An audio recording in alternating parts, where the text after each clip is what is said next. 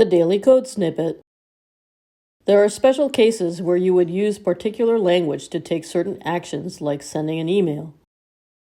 So instead of the value being a website URL, a relative path to a file, or a link to a unique ID attribute, we have special cases to send an email or to activate a call. In order to trigger the mail system of a device, instead of using HTTP:// or HTTPS://, you will instead use mail_to:.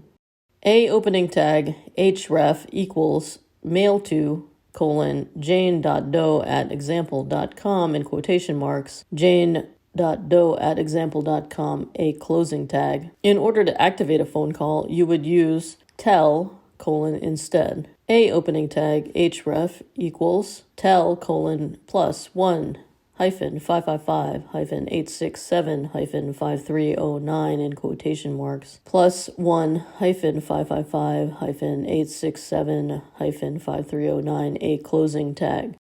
Best practice is to use the international dialing format.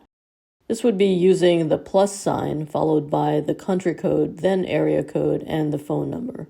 It is not necessary, but the use of the hyphen between segments allows for easier reading and improved auto detection. Presented by Designers Learn Code.